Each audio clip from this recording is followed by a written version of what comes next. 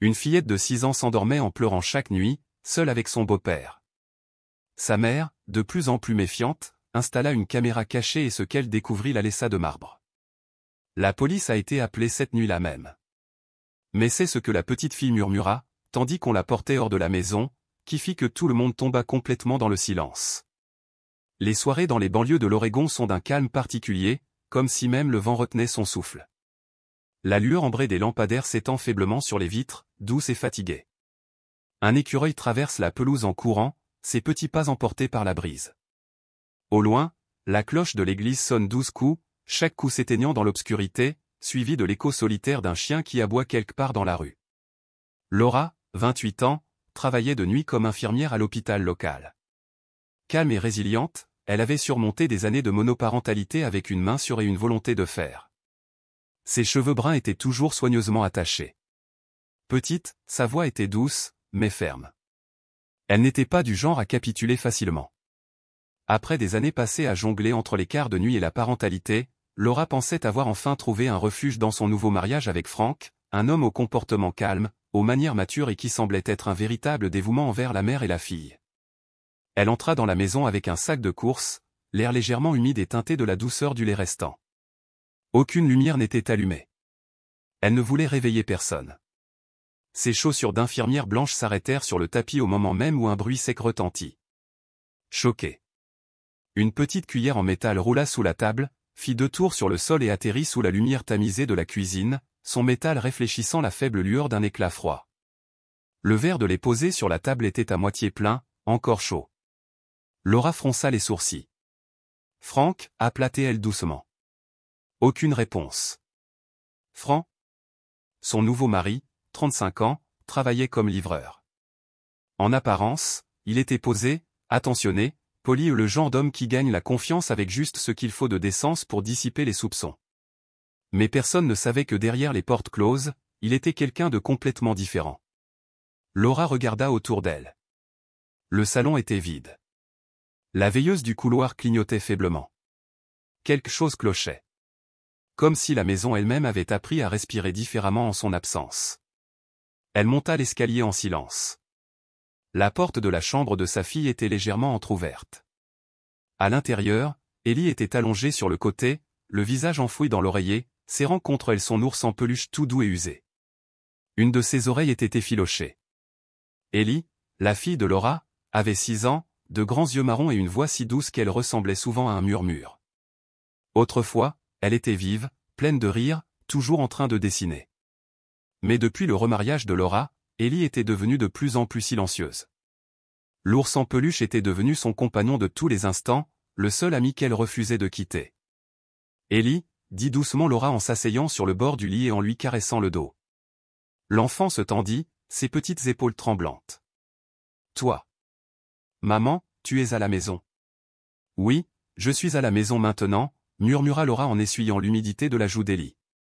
Ellie détourna vivement le visage et remonta la couverture jusqu'à son menton. Un silence pesant régnait dans la pièce. Même le tic-tac de l'horloge résonnait lourdement, chaque tic-tac frappant la poitrine de Laura comme un marteau. De la pièce voisine provenait un bruit de pantoufles. Frank apparut dans l'embrasure de la porte, les cheveux ébouriffés, les yeux embrumés par le sommeil. « Que se passe-t-il » demanda-t-il à voix basse. « Rien » dit Laura rapidement. Ellie est juste réveillée. Il s'est frotté les yeux. Elle s'est levée pour aller boire du lait. Je lui ai dit de retourner se coucher. Laura hocha la tête. Frank se glissa dans l'ombre, refermant doucement la porte comme si tout était parfaitement ordinaire. Mais quand Laura se retourna, Ellie la fixait. Pas de larmes. Pas de mots. Juste ses yeux, autrefois bavards et rayonnants, désormais méfiants et incertains. Des yeux qui évaluaient si l'on pouvait encore faire confiance à quelqu'un en ce monde. « Je vais bien, maman » murmura Ellie.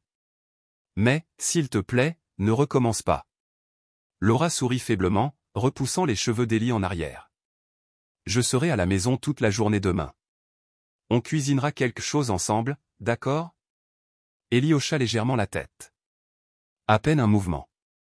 Comme un chaton qui se prépare à une surprise. Laura se leva silencieusement et sortit de la pièce. Cliquez. Le son doux et délibéré d'une serrure qui tourne derrière elle. Une fillette de 6 ans verrouillant la porte de sa chambre de l'intérieur. Laura resta figée dans le couloir, une main agrippée à la rampe. Son cœur battait à tout rompre. Quelque chose n'allait pas. Et ce n'était pas la cuillère. Ce n'était pas le lait. C'était la peur d'Ellie, une peur qui avait pris racine dans le silence et grandi dans l'ombre, s'épanouissant au moment où sa mère franchissait la porte. Cette nuit-là, Laura n'a pas dormi. Elle était assise sur le canapé du salon, une tasse de thé refroidissant dans ses mains. Ses yeux ne quittaient pas la porte de sa fille. Et au fond d'elle, une question la taraudait doucement, inexorablement. Si mon enfant ne se sent plus en sécurité chez elle, alors qui vit exactement ici avec elle? Le matin est arrivé comme un étranger. La lumière hivernale perçait à peine les nuages gris, projetant de pâles ombres de gouttes de rosée sur les fenêtres. Dehors, le vent soufflait dans les branches sèches. À l'intérieur, l'odeur amère du pain grillé persistait dans la cuisine. L'horloge murale résonnait dans le silence, chaque seconde était une nouvelle vérité non dite.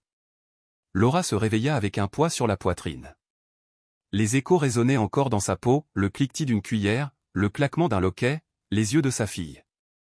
Franck était parti. Sur la table se trouvait une note griffonnée à la hâte. J'ai dû partir tôt, il y avait quelque chose au magasin.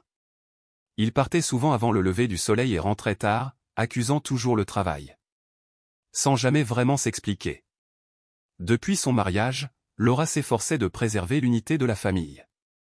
Peut-être, pensait-elle, qu'avoir un homme à ses côtés était ce dont Ellie et elle avaient besoin. Elle avait été infirmière. Elle travaillait désormais à temps partiel dans une petite clinique.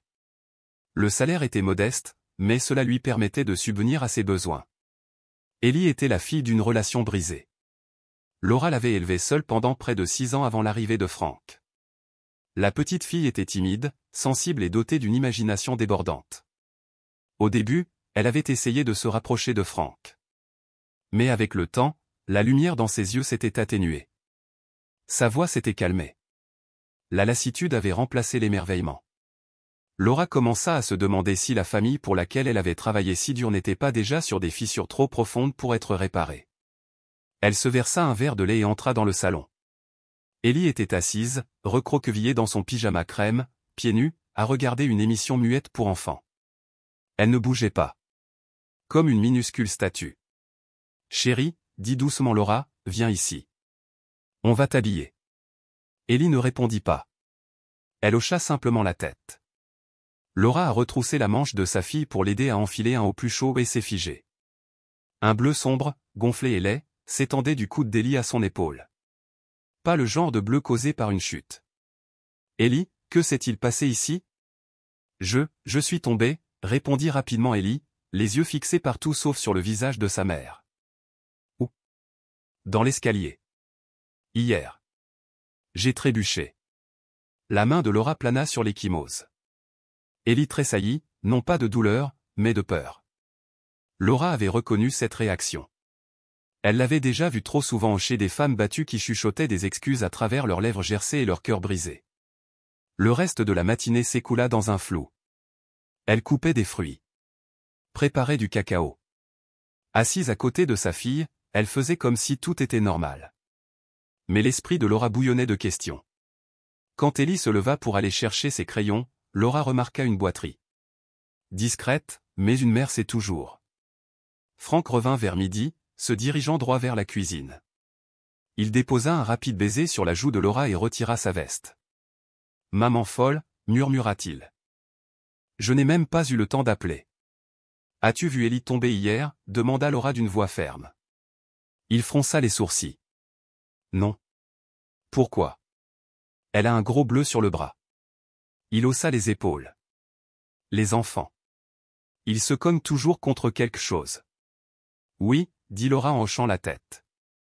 Mais au fond d'elle-même, elle ne le croyait pas. Le déjeuner fut calme. Ellie toucha à peine son assiette, puis s'excusa. Alors que Franck tendait la main pour lui lisser les cheveux, Ellie tressaillit et s'écarta instinctivement. Laura l'a vu. Franck le vit aussi. Sa main s'arrêta en plein vol. Il la retira avec un sourire forcé, faisant comme si de rien n'était. Cet après-midi-là, Laura a emmené Ellie au parc voisin. L'air froid rougit les joues de la petite fille. Mais la lumière dans ses yeux n'était toujours pas revenue. Elle pédalait lentement sur son petit vélo, ses yeux se tournant de temps en temps vers sa mère. « Chérie, » dit doucement Laura en marchant à côté d'elle, « si quelque chose te rend triste, tu peux me le dire. » « Je ne suis pas triste. »« Alors pourquoi ne me regardes-tu pas ?» Aucune réponse. Ellie resta silencieuse, pédalant devant. Sur le chemin du retour, ils s'arrêtèrent au magasin. Ellie prit quelques crayons de couleur. En passant devant le rayon jouets, elle s'arrêta devant un lapin en peluche blanc, aux yeux rouges comme des graines de grenade. « Est-ce que ça te plaît ?» demanda Laura. « Je regarde juste. » Laura déposa le lapin dans le panier. Ellie sourit, son premier sourire de la journée. Ce soir-là, après avoir baigné Ellie, Laura lui appliqua de la lotion sur les bras. Arrivée à l'épaule, Ellie sursauta. « Est-ce que ça fait mal ?»« Non, juste froid. » Laura a étudié sa fille. « Ellie. Je t'aime tellement, tellement. Je ferai tout pour te protéger. »« Je sais, » murmura Ellie. « Mais arrête de me poser des questions. Si tu me poses la question, je serai obligé de le dire. Et si je le dis, ce sera pire. » Le cœur de Laura se serra. Elle se sentait impuissante, plus impuissante que jamais. Cette nuit-là, une fois Ellie endormie, Laura était assise seule dans le salon. La chaude lumière jaune effleurait à peine les recoins de la maison. Tout semblait plus long, plus large, comme si les murs engloutissaient les derniers vestiges de paix. Elle se tourna vers les dessins d'Ellie accrochés au mur. Chacun représentait 3 personnages, mais dernièrement, le visage de l'homme manquait, juste une ombre. Sur certains, Ellie s'était dessinée très loin des 2 autres. Laura a pris son téléphone et a cherché, signe de maltraitance infantile. Les mots dansaient devant ses yeux, évite le contact physique, sursaute facilement, invente des histoires pour les blessures. Chaque phrase sonnait juste. Et puis, faites confiance à votre instinct. Elle éteignit l'écran et retourna dans sa chambre. Elle n'arrivait pas à dormir. Demain, elle parlerait à Martha, la voisine qui promenait toujours son chien devant chez eux. Peut-être, avait-elle vu quelque chose que Laura avait manqué. Laura était assise au bord du lit, le cœur lourd d'angoisse. Le doute n'était plus vague. Il lancinait, comme la douleur dans son omoplate gauche. Soudain, parfois aigu. Ce soir-là, elle revoyait les détails dans sa tête. Le regard effrayé d'Ellie. La façon dont elle avait reculé devant la main de Frank. Ce bleu inexpliqué. Le silence qui avait envahi la maison. Est-ce qu'elle exagérait? Imaginait-elle des choses? Elle pensait aux femmes dont elle avait pris soin autrefois, qui étaient assises dans des lits d'hôpital avec des poignets plâtrés et des côtes meurtries, répétant toujours « Je viens de tomber ». Il mentait toujours. Laura ne voulait pas qu'Ellie devienne l'une d'elles. Elle se sentait terriblement coupable de ne pas l'avoir remarqué plus tôt. Quel genre de mère laisse son enfant dormir avec la porte verrouillée, juste pour se sentir en sécurité? Elle serrait la couverture, les yeux fermés, mais le visage calme et triste d'Ellie revenait sans cesse. Et à ce moment-là, Laura sut que si demain Martha confirmait ne serait-ce qu'une seule chose, rien dans sa vie ne serait plus jamais comme avant. Elle s'allongea, les yeux ouverts au plafond. Le visage d'Ellie réapparut sans sourire, sans cligner des yeux. Froid et immobile, comme l'obscurité qui les entourait. Samedi matin. La brume persistait encore sur l'herbe au bord de la pelouse. Un camion poubelle klaxonnait sans interruption en reculant dans l'étroite ruelle. Laura se tenait sur le porche, de la vapeur s'élevant de la tasse de café dans ses mains. De l'autre côté de la rue, Madame Martha, les cheveux soigneusement tirés en chignon bas, promenait son vieux chien, Rizzo. Elle avançait lentement sur le trottoir usé. Elle avait été institutrice à la retraite depuis plus de 10 ans. Elle vivait seule dans la maison d'à accent grave côté, celle dont les fenêtres donnaient toujours sur le jardin de Laura. Ses voisins de longue date la connaissaient comme une personne calme et observatrice. Le genre de personne qui, d'une manière ou d'une autre, savait toujours tout ce qui se passait dans le quartier, sans jamais rien demander. Leurs regards se croisèrent. Un léger hochement de tête. Un léger sourire. Mais cette fois, Martha s'arrêta. « Avez-vous un moment ?» demanda-t-elle d'une voix basse et posée. Laura hocha la tête. Ils s'assirent sur les marches du porche, la lumière du soleil commençant à se faufiler entre les fissures de la vieille pierre.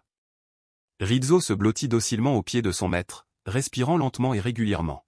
« Je sais que ce n'est pas à moi de me mêler de tout », commença Martha, sans regarder Laura, mais quelque part derrière elle. Mais parfois, les étrangers voient des choses que les gens de l'intérieur ne voient pas. Laura resserra sa prise sur la tasse de café. « Tu as entendu quelque chose ? » Ce n'était pas qu'une fois, Laura. Au début, j'ai cru que c'était peut-être des échos. Quelque chose qui venait d'une autre maison. Mais ensuite, nuit après nuit, vers 2 ou 3 heures du matin, je l'entendais quelqu'un qui pleurait. Pas seulement des sanglots discrets. Parfois des pas précipités.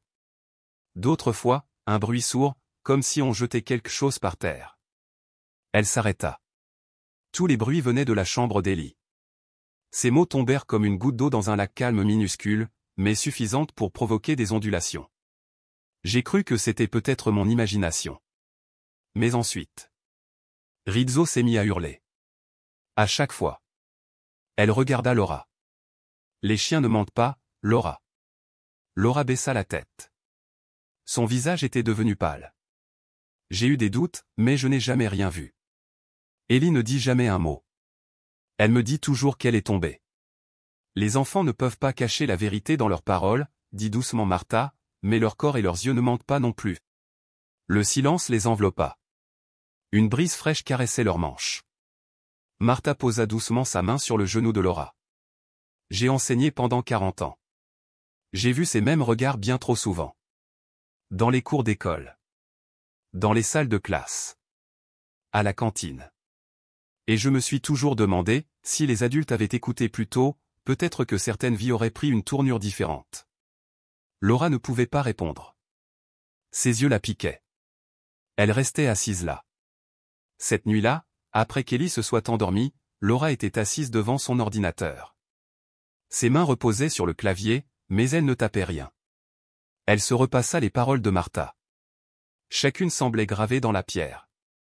Elle a ouvert l'application de sécurité domestique. À l'époque où elle était mère célibataire et travaillait de nuit, elle avait installé ce système pour garder un œil sur tout ce qui se passait pendant son absence. Cela lui avait procuré un léger sentiment de contrôle, une fragile tranquillité d'esprit. Mais depuis son mariage avec Frank, elle avait laissé tomber cette habitude. Un mari à la maison, se disait-elle. Plus besoin de s'inquiéter comme avant. Mais depuis près d'une semaine, le silence dans la maison semblait anormal. Pensées anxieuses sans cause claire. Et l'avertissement hésitant de Martha refusait de quitter son esprit. Laura a donc réactivé les enregistrements de la nuit.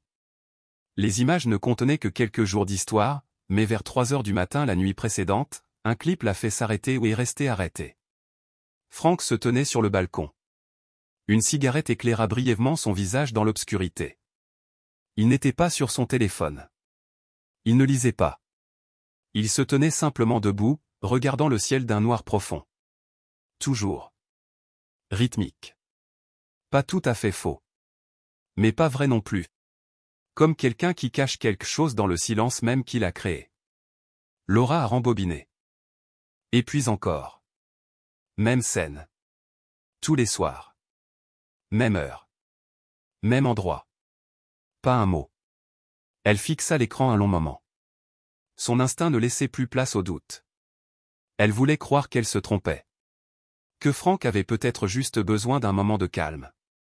Mais le comportement d'Ellie n'était plus quelque chose qu'elle pouvait simplement expliquer. Pas après ce que Martha avait dit. Et ainsi, pour la première fois depuis des mois, Laura tapa une phrase dont elle se souvenait de ses études d'infirmière. Une phrase qu'elle n'aurait jamais imaginé appliquer à sa propre fille. Trouble de stress post-traumatique chez les jeunes enfants. Des pages d'articles sont apparues. Elle lut chacun d'eux lentement, ses yeux s'arrêtant sur chaque point, chaque virgule. Insomnie. Sensibilité extrême au son. Éviter tout contact physique. Cauchemar fréquent. Peur persistante, même dans des environnements sûrs. Laura pressa sa main contre sa bouche, non pas par peur, mais pour étouffer un sanglot. Tout correspondait à Ellie. Le vent soufflait à travers la fenêtre ouverte. Laura se leva, la ferma doucement et regarda vers la douce couverture rose qui recouvrait sa fille dans la pièce voisine. Ellie dormait, les bras étroitement enroulés autour d'un lapin en peluche. Certaines douleurs ne crient pas. Cela persiste, comme une légère fièvre ou le léger craquement de la porcelaine. Quand il touche l'évier, il est petit et fragile, mais s'il est ignoré, un jour, il se brisera.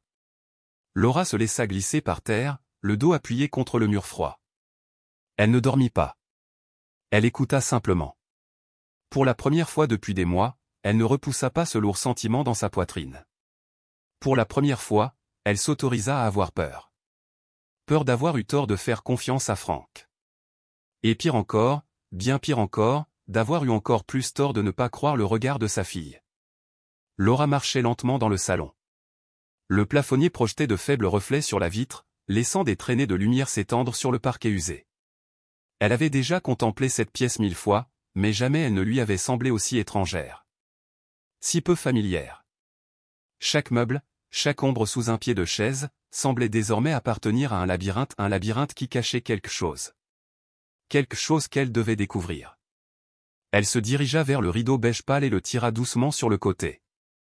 La lumière des lampadaires éclairait son visage, éclairant les creux profonds sous ses yeux. Ils étaient gonflés par de trop nombreuses nuits blanches et par des larmes qu'elle n'osait pas nommer. Cet après-midi-là, une pluie fine s'était abattue sur l'Oregon. Une bruine brumeuse brouillait les vitres d'un fin film gris. Laura se tenait près de la table à manger, un petit appareil photo à la main. C'était quelque chose qu'elle croyait avoir laissé derrière elle pour de bon. Quand elle n'était qu'elle et Ellie, elle avait installé des caméras de sécurité, en partie par inquiétude, en partie pour avoir le contrôle. Mais quand Franck a emménagé, elle les avait tous démontés. Elle pensait qu'avoir un homme à la maison serait une protection suffisante. Maintenant, des fragments de souvenirs ou les regards qui s'échappaient, le murmure froid de la vieille Madame Martha la poussait à regarder à nouveau. Pas pour la tranquillité d'esprit cette fois, mais pour la certitude. Après avoir réactivé le système qu'elle utilisait autrefois, Laura s'est rendue compte que l'ancien placement ne suffirait pas. Elle a changé l'emplacement de la caméra, non pas pour la cacher, mais pour voir plus clairement. Pour attraper les coins qu'elle avait autrefois négligés. Le nouvel appareil photo était posé tranquillement derrière la vieille horloge murale du salon, où la lumière tombait toujours juste. Là où Ellie aimait dessiner. Là où Franck lisait souvent le journal ou regardait la télévision. Elle n'en a pas installé dans la chambre. Certaines limites, au moins, devaient rester sacrées. Mais une seule caméra, placée au bon endroit, suffisait à capturer chaque mouvement, chaque expression qui comptait. Elle ne savait pas ce qu'elle allait trouver. Mais cette fois, elle avait besoin de savoir. Cette première nuit, Laura n'a pas dormi. Elle était assise dans la pièce voisine, le téléphone à la main, les yeux fixés sur l'application de surveillance. L'écran montrait une soirée calme. Franck regardait la télévision. Ellie dessinait. Rien ne s'est passé. La deuxième nuit fut la même. Laura a commencé à se poser des questions. Peut-être qu'elle réagissait de manière excessive. Peut-être que le regard distant d'Ellie venait simplement du fait qu'elle commençait une nouvelle école. Peut-être que les ecchymoses proviennent vraiment d'une chute. La troisième nuit, Laura venait de se coucher lorsque l'alerte de mouvement a sonné. Elle se leva brusquement, téléphone à la main.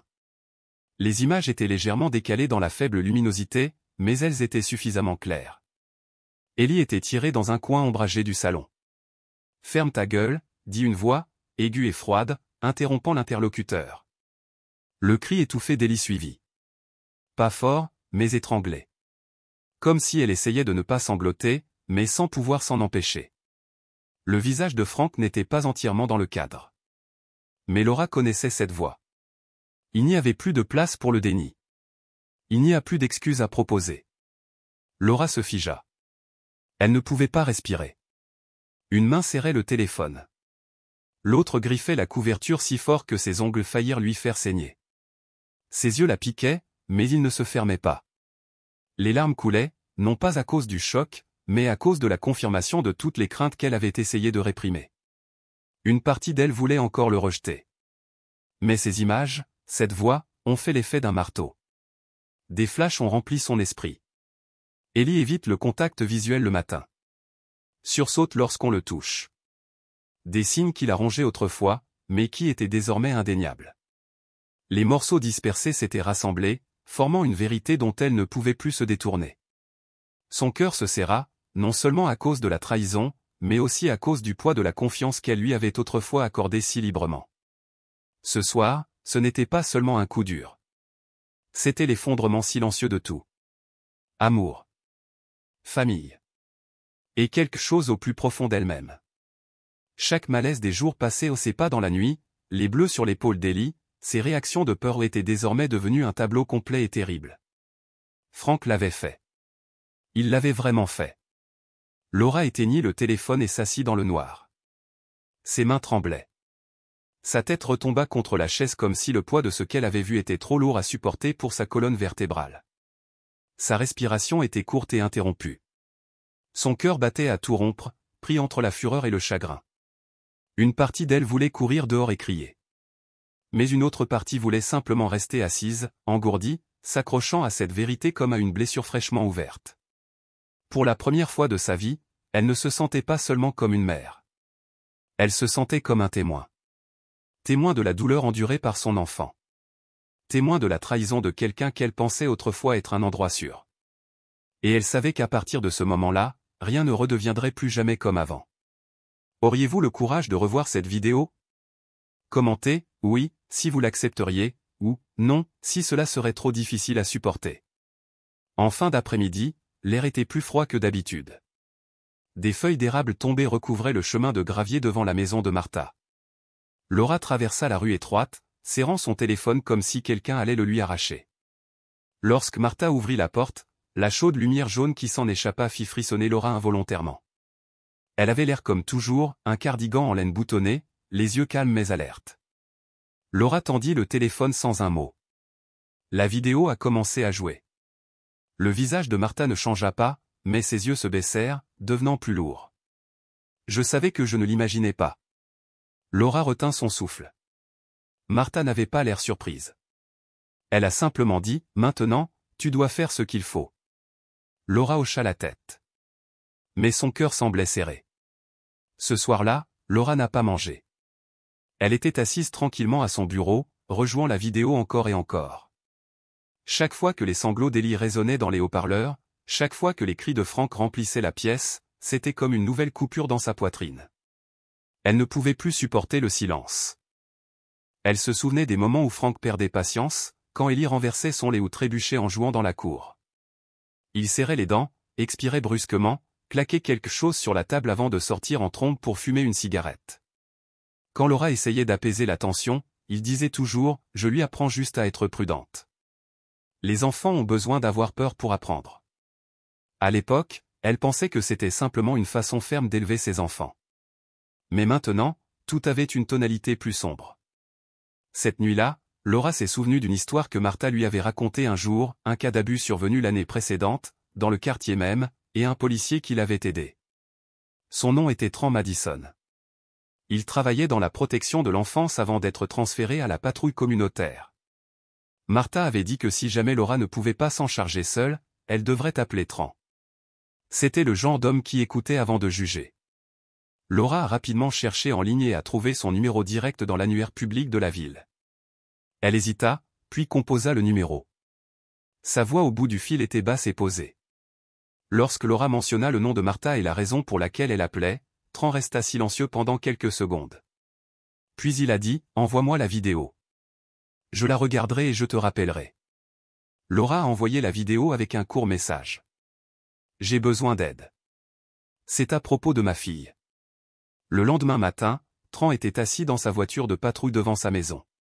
Les images étaient diffusées sur l'écran de la tablette entre les sièges.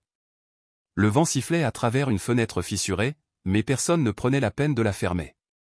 Tran fixa le moment où Frank tira Ellie dans le coin, un cri le déchirant. « Ferme ta bouche. » Ses yeux s'assombrirent. Aucune explication n'était nécessaire. « Je vais agir, » dit-il d'une voix lente et ferme. Laura sentit une petite poussée de force revenir dans son cœur. Mais avec elle, la peur s'est également installée. Frank n'était pas le genre d'homme à perdre tranquillement. S'il découvrait qu'elle le dénonçait, que ferait-il? Doit-elle quitter la maison immédiatement? Mais si elle partait, Ellie serait encore plus effrayée. Cet après-midi-là, Frank est rentré à la maison. Avec un air renfrogné.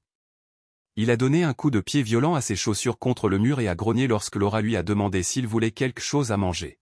« Je ne suis pas un enfant. Ne me traitez pas comme un bébé. » Laura resta silencieuse. Elle remarqua la façon dont son regard parcourait la maison, comme s'il sentait que quelque chose clochait, mais n'arrivait pas à mettre le doigt dessus. Plus tard dans la soirée, Frank but 2 bières devant la télé. Chaque fois qu'Ellie passait, il lui lançait un regard froid. La fille se collait silencieusement au mur, se déplaçant comme une ombre. Laura savait qu'elle devait agir vite. Ce soir-là, elle publia anonymement un message sur le forum d'une mère célibataire, un forum auquel elle s'était inscrite des années auparavant, lorsqu'elle élevait seule Ellie. Le message ne mentionnait pas de nom, mais décrivait la situation, la vidéo et le sentiment étouffant d'être piégé. Moins d'une heure plus tard, une réponse est apparue, je l'ai dénoncé une fois. Personne ne m'a cru. Le cœur de Laura battait fort. Elle cliqua sur le profil de l'utilisatrice ou une autre mère vivant dans un état voisin. Elle raconta que Frank était son ex-mari, qu'il avait été accusé de maltraitance, mais que l'affaire avait été classée sans suite faute de preuves. Laura a tapé quelques mots-clés supplémentaires et les pièces du puzzle ont commencé à se mettre en place, un procès de 2017, un enfant placé en garde protectrice, le nom du père dans le dossier judiciaire, Frank D. Malois. Laura se redressa brusquement. Son esprit tournait. Pourquoi n'avait-elle pas cherché plus loin? Pourquoi avait-elle laissé quelqu'un comme lui entrer chez elle? Les mains tremblantes, elle appela à nouveau Tran. Saviez-vous qu'il avait déjà été dénoncé? Je l'ai fait, a dit Tran, mais le dossier n'était pas assez solide pour engager des poursuites. Cette fois, il y a la vidéo. Cette fois, ce sera différent. Ces paroles sonnaient comme une promesse. Mais pour Laura, une seule chose comptait, Ellie devait être en sécurité. Laura s'est installée à son ordinateur. Elle a écrit un long courriel au bureau de protection de l'enfance, en joignant la vidéo. Dans ce message, elle décrivait tous les changements émotionnels d'Ellie, chaque bleu, chaque regard étrange, chaque nuit blanche. Ce n'était plus un appel à l'aide. C'était une déclaration de guerre. L'horloge indiquait 2 heures du matin. Laura se tourna vers la chambre d'Axan grave côté. Elle fit un pas doux et entr'ouvrit la porte. Ellie dormait, serrant son lapin blanc contre elle. Son visage exprimait encore la peur, comme si, même en rêve, la paix ne venait pas. Laura prit une grande inspiration. Elle ignorait ce que le lendemain lui réserverait, mais elle savait une chose, elle ne se détournerait plus. Pas comme avant. Et dans cette obscurité, elle savait aussi qu'elle n'était plus seule. La veille de l'opération, un voile de brume grise recouvrait le ciel de l'Oregon. Le froid humide de l'air semblait un présage discret. Dans la voiture, Laura était assise à côté de Tran, leurs mains serrées. Sur l'écran du téléphone de Tran, une carte du quartier brillait doucement, jalonnée de marqueurs indiquant les points d'embuscade prévus. Au-dessus, un flux vidéo provenant du système de caméra de Laura était diffusé, une partie récente, une autre minutieusement récupérée à partir d'un vieux disque dur qu'elle croyait autrefois perdu à jamais.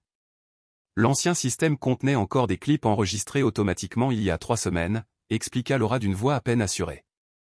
J'ai pu les récupérer grâce à un outil d'un ami informaticien.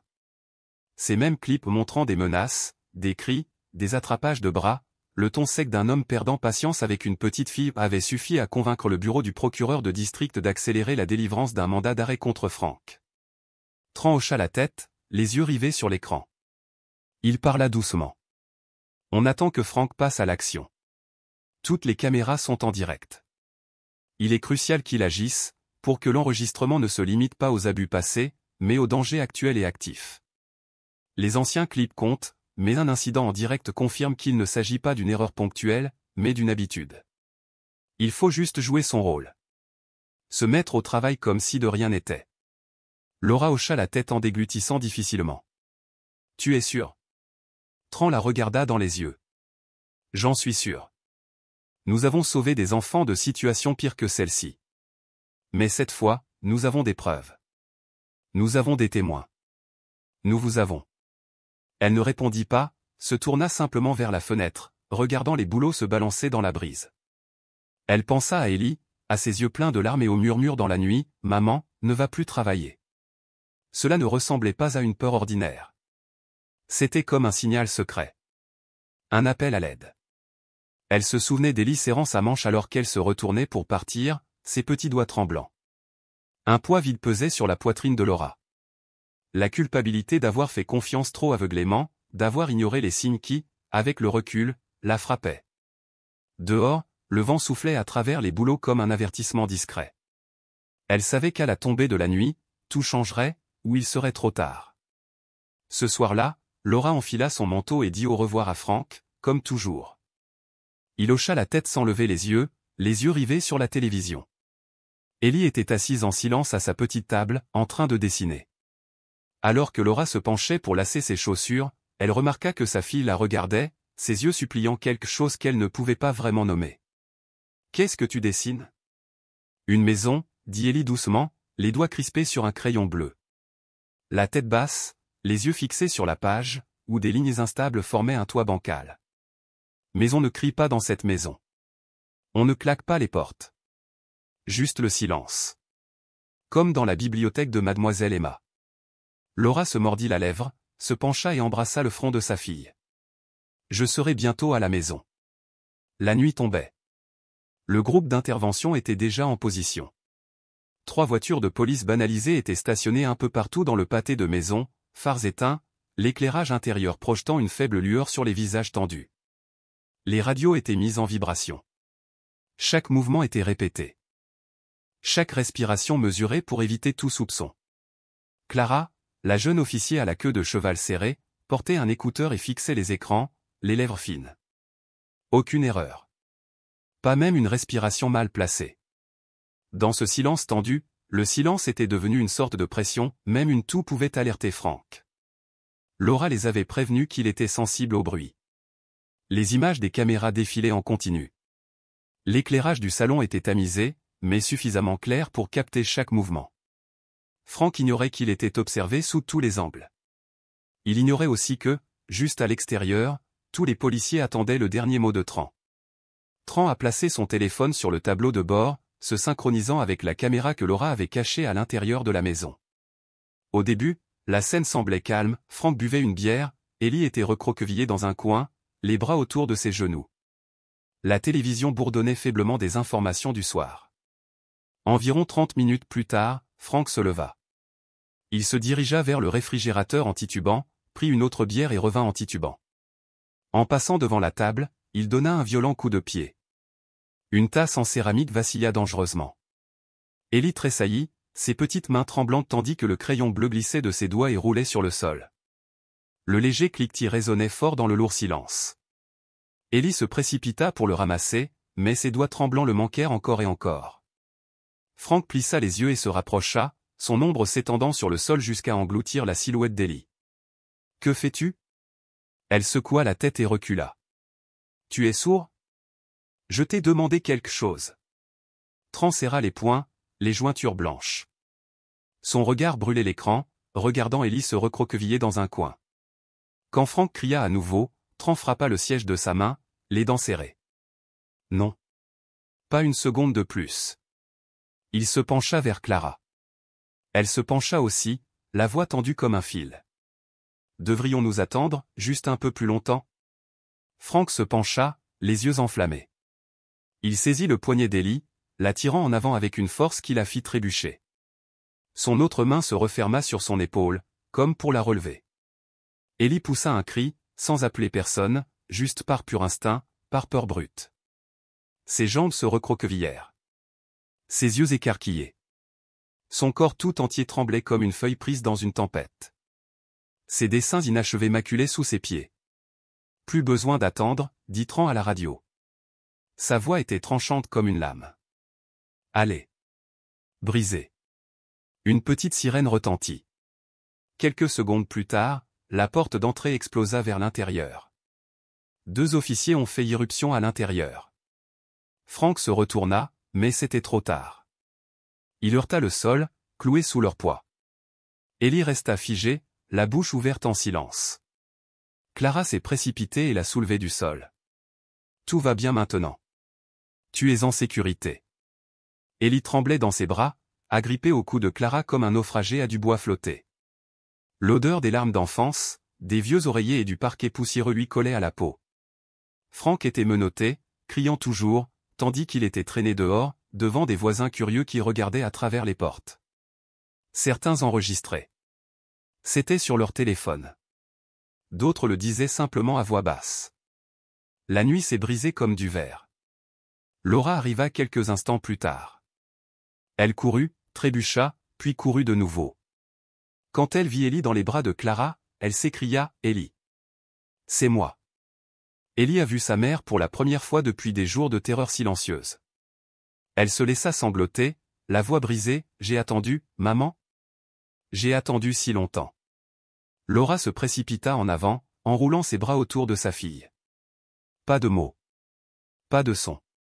Juste des larmes, et quelque chose en elle commence à se réparer. Tran recula. Il sortit son téléphone et appela le bureau du procureur. La victime est saine et sauve. Envoyez une équipe juridique. Portez plainte immédiatement. Lorsque l'ambulance est arrivée pour examiner Ellie, elle tenait fermement la main de sa mère. Laura ne la quitta pas une seule seconde. Cette nuit-là, dans la chambre d'hôpital, Ellie s'est finalement endormie. Sa petite main serrait toujours le doigt de sa mère. Comme si lâcher prise pouvait faire disparaître à nouveau toute la paix. Laura s'assit près du lit et ouvrit un nouveau journal. J'avais l'habitude de rester silencieuse, de peur d'avoir tort, écrit-elle. Mais le silence a été ma première erreur. Maintenant, je choisis l'action. Pour ma fille. Pour moi-même. Dehors, le ciel commençait à s'éclaircir. Frank a été traîné en criant. Mais le bruit ne signifiait plus rien une fois que la porte de la voiture de patrouille s'est refermée derrière lui. Le froid des menottes qui lui mordaient les poignets ne l'empêchait pas de jurer. Mais cette fois, personne n'écoutait. Au poste de police du comté de Clackamas. Des lumières fluorescentes froides projettent une lueur stérile sur la table d'interrogatoire. Frank avait été obligé de rester assis là pendant 4 heures d'affilée. Lorsque la base de données est finalement revenue en ligne, son dossier complet illuminait l'écran. Chaque ligne stérile de texte tranchante comme une lame. Une condamnation pour violence conjugale datant d'il y a 7 ans. Une plainte déposée par son ex-femme. Un rapport préscolaire documentant un comportement troublant chez un enfant. L'enfant étant la fille de son ex-femme issue d'une relation précédente. Et au fond de tout cela, le nom qui confirmait tout. Amy Henderson. Travailleuse sociale, actuellement en poste dans le district de Laura. L'agent Tran a reçu une copie du dossier du service juridique à 2 heures du matin. Il n'était pas surpris. Mais il était furieux. Elle savait, dit-il dans un souffle. Sa voix basse et définitive, comme s'il rendait un verdict. Elle savait. Et elle n'a rien fait. Il sortit de son bureau et se dirigea directement vers les affaires intérieures. Au matin, une enquête interne était en cours. Amy a été suspendue en congé administratif, dans l'attente d'une enquête. Lorsqu'elle a été prévenue, elle n'a pas protesté. Elle baissa simplement la tête en silence. Tran ne s'est pas arrêté là. Il a travaillé toute la nuit. Transmettre chaque note, chaque journal que Laura avait tenu. Même les images des caméras de sécurité. À la division de la défense des droits des enfants. Il a fait appel à un avocat de confiance spécialisé en droit de la famille. Leur demandant de représenter Laura. Le même jour, l'affaire a été ouverte. Pendant ce temps, Ellie a été transférée dans un centre de traumatologie pour enfants. Sa première séance de thérapie a eu lieu avec Marlène. Un psychologue pour enfants, dans une petite pièce décorée de dessins colorés. Ellie a pris un crayon et a dessiné une maison. Lorsqu'on lui a demandé ce que c'était, elle a dit doucement. C'est notre nouvelle maison. On n'entend pas de cris. Laura a été appelée l'après-midi suivant. Épuisée, avec des cernes sous les yeux à cause de trop nombreuses nuits blanches. Elle s'est redressée pour la première fois depuis des mois. Sa voix n'a pas faibli lorsqu'elle a signé la pétition pour la garde complète. À côté d'un rapport détaillant les abus de Frank. Cette fois-ci appuyé par des preuves solides et indiscutables. Les jours qui suivirent se transformèrent en une série de réunions juridiques. Paperasse et audience. Elle a dû raconter son histoire encore et encore. Chacun racontant des blessures ouvertes à peine cicatrisées. Mais cette fois, elle n'était pas seule. Tran l'a accompagnée à chaque étape du processus juridique. L'équipe juridique désignée a apporté tout le soutien possible. Les parents de la nouvelle école d'Ellie ont même organisé une petite collecte de fonds. Pour aider à couvrir les frais juridiques. L'audience préliminaire a eu lieu 3 semaines plus tard. Les deux parties étaient représentées par un avocat. Mais Frank n'avait pas d'avocat privé.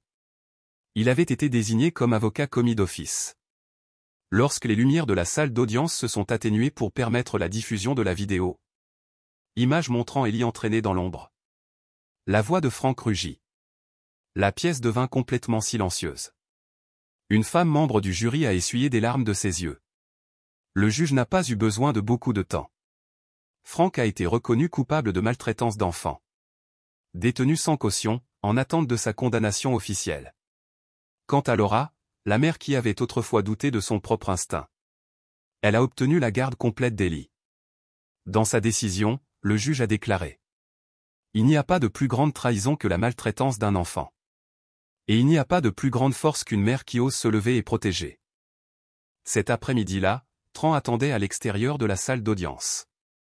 Lorsque Laura émergea, il fit un simple signe de tête. Aucun mot de remerciement n'était nécessaire. Juste ce regard. Ce regard calme et féroce d'une mère qui avait réclamé justice. Non seulement pour elle-même, mais pour son enfant. Ellie, marchant main dans la main avec le thérapeute, se retourna. Elle aperçut sa mère et leva la main en un petit signe de la main. Le premier vrai sourire qu'elle avait affiché depuis ce qui lui semblait être une éternité. Ce soir-là, dans le logement provisoire aménagé sous protection d'urgence. Laura était assise près du lit de sa fille.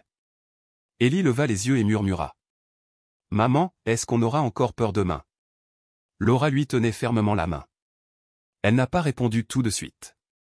Puis, doucement, elle dit: « Non, chérie. Désormais, il n'y a que de la lumière dans notre maison. » À l'extérieur de la fenêtre, le ciel nocturne de l'Oregon était calme. Mais dans le cœur de Laura, le printemps avait déjà commencé. Tôt le matin, une brume planait sur les logements de relogement de South Portland. Un petit bus scolaire jaune s'est arrêté tranquillement devant le complexe d'appartements. Depuis une fenêtre du deuxième étage, Ellie se pencha, serrant son ours en peluche. Elle n'était pas encore complètement habituée au bruit de la circulation à l'extérieur. Mais les klaxons de la voiture aujourd'hui ne l'ont pas fait tressaillir. Comme il l'avait fait au cours de ses premières semaines.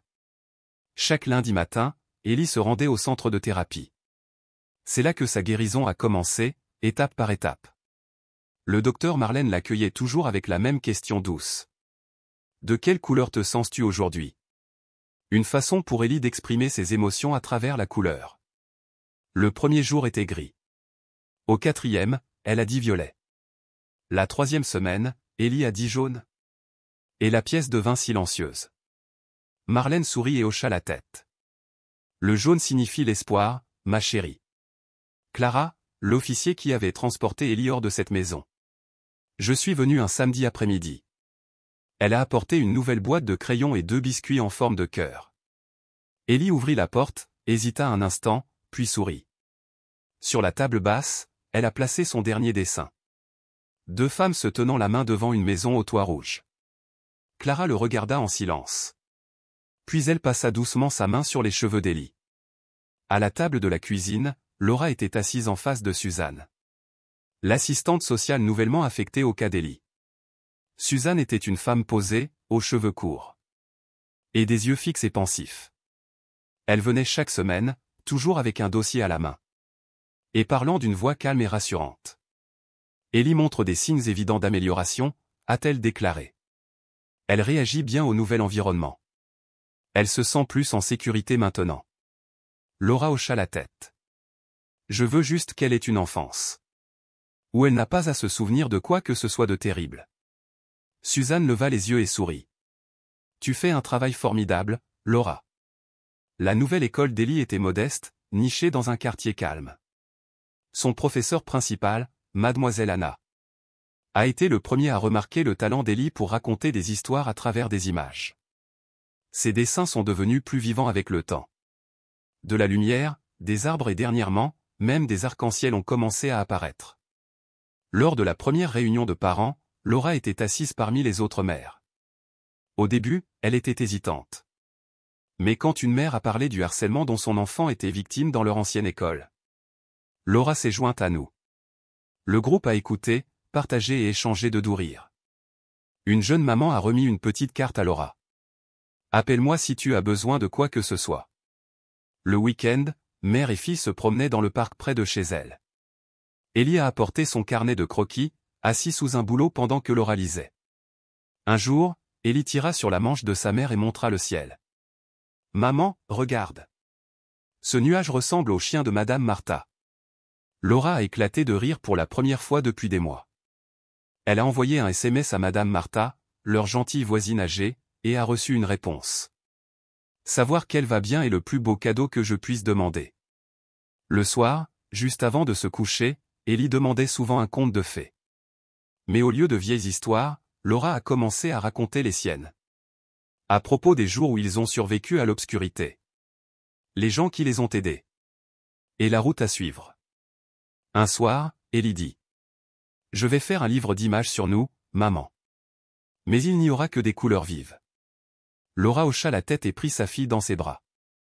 Et je serai le premier à l'imprimer. Dans la douce lueur de la veilleuse, Laura le sentit clairement. Même si la douleur les avait autrefois marqués.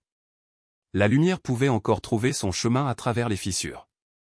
Et Ellie, avec ses grands yeux clairs. Et une petite main serrée autour de la sienne. Était la lumière la plus brillante de toutes. La vie de sa mère en était la preuve vivante. La nouvelle maison se trouvait au bout d'une rue calme, derrière une clôture blanche, avec un vieux pommier devant. C'était la première maison que Laura possédait. Son nom figurait sur l'acte de propriété, grâce notamment à un programme de soutien aux femmes et aux enfants victimes de maltraitance. Ce n'était pas grand, mais la lumière filtrait à travers les fenêtres et, surtout, c'était sûr. Un endroit pour recommencer. Le premier matin dans la nouvelle maison, Laura se tenait devant le miroir de la petite cuisine. Son visage était tiré, mais son regard n'était plus perdu. Après tout cela, elle avait toujours sa fille et maintenant, un second départ. Quand Ellie s'est réveillée, elle s'est assise tranquillement, observant la pièce. « Maman, dit-elle en reniflant l'air, ça sent le soleil ici. » Laura rit doucement en brossant les cheveux de sa fille. « C'est l'odeur de la liberté, ma chérie. » Le jour du déménagement, les gentils voisins qui l'avaient aidé au début revinrent. Madame Martha, celle qui avait entendu les pleurs à travers les murs et qui avait été la première à réagir, apporta un lit en bois qu'elle avait fabriqué elle-même pour Ellie. « Elle a besoin d'un endroit chaud pour dormir, dit-elle. Ce lit est fait avec du vieux pain de chez moi. Mets-le dans sa chambre. Il sentira la paix. » Sa main calleuse caressa doucement le cadre du lit tandis qu'elle souriait. Ellie la serra fort dans ses bras et murmura des remerciements. Pour Ellie, Martha n'était pas une étrangère, elle faisait partie des souvenirs effacés mais omniprésents de ses nuits de larmes. Ce soir-là, Ellie était allongée dans son nouveau lit, les yeux fixés sur le plafond. « Elle est gentille. Comme les personnages des livres de contes, dit-elle doucement. En vrai. » Tran est arrivé un peu plus tard, juste au moment où les dernières boîtes étaient apportées. Il n'avait pas grand-chose sur lui, juste un certificat encadré. Prix du survivant pour bravoure, dit-il en le tendant à Ellie. Elle a tracé les lettres du doigt, les éplant. Que signifie le survivant, a-t-elle demandé. Tran s'agenouilla et la regarda dans les yeux. Ça veut dire que tu n'as pas abandonné. Et seuls les courageux peuvent faire ça. Laura se tenait à proximité, la main légèrement crispée sur sa manche. Elle n'était pas habituée à ce genre de démonstration publique, mais ce jour-là, elle s'en réjouissait. Cette nuit-là, elle a accroché le certificat juste à côté du bureau d'Ellie. Pour que tu te souviennes du chemin parcouru, dit-elle en posant une main sur l'épaule de sa fille. Ellie hocha la tête. Tu es courageuse aussi, maman. Tu devrais en prendre un aussi. La semaine suivante, l'école a organisé une conférence communautaire sur la reconnaissance et la prévention de la maltraitance infantile. Le comité de parents avait convenu de demander à Laura d'ouvrir la séance. Au début, elle a refusé. Mais plus tard, en regardant Ellie dormir sous le lit en pin que Martha leur avait offert, elle a changé d'avis. La veille de son discours, Laura s'est assise pour écrire quelque chose. Elle a déchiré la page, a réécrit, puis l'a déchirée à nouveau. Finalement, elle a décidé de parler avec son cœur. La salle était bondée ce dimanche après-midi. Lorsque Laura monta sur l'estrade, ses mains tremblaient, mais à peine. Elle n'avait pas apporté de notes. Elle n'avait pas lu de discours. Ma fille pleurait toutes les nuits et je n'en avais aucune idée, a-t-elle commencé. J'avais confiance en quelqu'un avec qui je pensais pouvoir construire une vie, et cette personne a fait du mal à mon enfant. Je ne dis pas ça pour vous effrayer. Je le dis pour que nous ne prenions jamais à la légère les petits signes. Certains dans la foule regardaient vers le bas. D'autres s'essuyaient les yeux. Un père restait immobile, le regard perdu dans le vide. Laura continua. Je ne pleure pas aujourd'hui. Non pas parce que je suis forte, mais parce que ma fille a besoin de me voir debout. Et j'ai besoin que vous tous, aux parents, enseignants, voisins, écoutiez ce que les enfants ne peuvent pas dire. Une vague d'applaudissements a suivi, pas forte, mais sincère. Alors qu'elle descendait, une jeune mère l'a prise dans ses bras. Merci, murmura-t-elle. J'étais silencieuse autrefois. Mais plus maintenant. Ce soir-là, après le dîner, le salon était silencieux, à l'exception du léger grattement des crayons sur le papier. Ellie était assise en tailleur sur le tapis, la langue légèrement tirée, concentrée, ombrageant soigneusement les bardeaux rouges d'une maison. Laura était assise à côté, sur le canapé, une tasse de thé refroidissant dans ses mains. La télévision diffusait une émission nature en sourdine en fond sonore, plus pour la compagnie que pour l'attention. Ellie n'a pas levé les yeux quand elle a parlé. « De quoi avez-vous parlé lors de la réunion, maman ?» Laura jeta un coup d'œil et sourit faiblement. « J'ai parlé de toi, dit-elle. Et de ceux qui nous ont aidés. Ceux qui pensaient que nous méritions mieux. » Ellie pencha la tête, absorbant cela. Elle prit un crayon vert et dessina un pommier tordu près de la maison. Puis apparut une minuscule silhouette, une vieille femme aux cheveux argentés et au visage rond. « Elle ressemble à Miss Hilda, dit Ellie, plus pour elle-même que pour quiconque. » Laura regardait en silence. Ellie ajouta ensuite un homme en uniforme à un policier, la main brandissant un certificat comme une médaille. Et là, au milieu de tout cela, une femme aux cheveux noirs tenant la main d'une petite fille. Tous deux souriaient. Le dessin n'était pas terminé, mais le sentiment était déjà clair. Plus tard, sous les couvertures, la voix d'Ellie flottait doucement dans l'obscurité. « Je ne pense plus beaucoup au bon vieux temps, maman. Je préfère aujourd'hui. » Laura se tourna vers elle et écarta une mèche de cheveux de son visage. Sa main s'attarda sur le sommet de la tête de sa fille, chaude et ferme. Elle n'a pas dit grand-chose, juste assez. Moi aussi. Dehors, le pommier bruissait légèrement dans la brise. Et pour la première fois depuis longtemps, la nuit était sans écho, seulement le calme, le souffle et le silence d'un nouveau départ. L'automne est arrivé. Des feuilles d'or et de rouge avaient commencé à tomber le long de la clôture blanche. Mais dans le cœur de Laura, une nouvelle saison venait de commencer, ni solitaire, ni incertaine, mais un chemin de guérison, né des blessures portées par des mains qui ne s'étaient jamais détournées. Le premier matin dans la nouvelle maison, le soleil était encore doux. La lumière filtrait à travers les lames des fenêtres, dessinant de douces rayures sur le parquet fraîchement ciré, tels des coups de pinceau sur une toile. Laura se tenait dans la cuisine, pieds nus sur le carrelage frais, un cardigan doux noué autour des épaules. Elle tenait dans ses mains un petit carnet usé. Ses coins étaient recourbés, la couverture d'un gris chaud.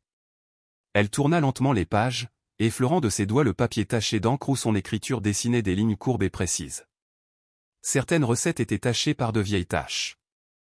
D'autres étaient marquées d'étoiles ou de petits cœurs dans les marges des notes pour elle-même, écrites à l'époque plus calme. L'odeur du pain grillé flottait dans l'air, se mêlant délicatement à celle, douce et vive, de la confiture de fraises. Elle n'était pas forte, juste assez pour lui rappeler ses matins paisibles. Sur la table, posés sans chichi, se trouvaient deux petits verres de lait, côte à côte, de taille identique l'un avec un petit éclat près du bord. À côté, un pichet en verre rempli de jus d'orange. Sa couleur était douce et trouble, encore pulpeuse après le jus fraîchement pressé. Un léger anneau de condensation se formait à sa base, captant la lumière qui filtrait par la fenêtre et projetant des reflets dorés pâles sur la surface de la table. Ce n'était pas grand-chose, mais c'était à eux. Et dans le bourdonnement silencieux de la cuisine, c'était suffisant. Ellie sortit de sa chambre en courant, pieds nus, et se dirigea vers la cour. Ses cheveux châtains foncés et détachés, brillants comme du sucre, captaient le soleil. Elle sauta 2 marches de pierre, les bras tendus comme un petit oiseau, et s'arrêta sous le pommier, prenant une profonde inspiration satisfaite. Laura l'observa en silence, puis se retourna vers le fourneau. Ses mains ne tremblaient plus comme avant. Ses yeux n'étaient plus rouges. La paix, autrefois un luxe dont elle osait à peine rêver, arrivait maintenant doucement, comme un souffle au début d'un nouveau jour. Un peu plus tard, Ellie revint en courant à l'intérieur, les pieds couverts de boue. « Maman, il y a 2 oiseaux qui font leur nid dans la plus haute branche.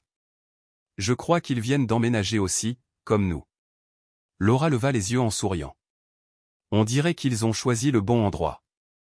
La fille s'approcha et enroula ses petits bras autour de sa mère par derrière, posant sa joue contre le tissu doux de sa chemise. « Je n'ai plus peur, murmura-t-elle. Laura marqua une pause. Quelque chose se fendit en elle, non pas de la douleur, mais une chaleur qui monta lentement dans sa poitrine. Elle se tourna et serra sa fille contre elle. Pour la première fois depuis des mois, cette étreinte ne laissait transparaître aucune peur. Ellie monta à sa place à table, prit son verre de lait et demanda « Maman, est-ce qu'on va rester ici, genre, pour toujours ?» Laura répondit doucement mais fermement. « Oui. Plus personne ne nous chasse. Plus personne ne va te faire peur. Cette fois, c'est chez nous. » Le petit déjeuner se déroula tranquillement. Pas de cris. Pas de cuillères qui s'entrechoquaient. Pas d'yeux écarquillés et effrayés. Juste le bruissement du vent et le rire d'un enfant. Ensuite, ils sortirent avec un petit arrosoir vert qui coulait au bec.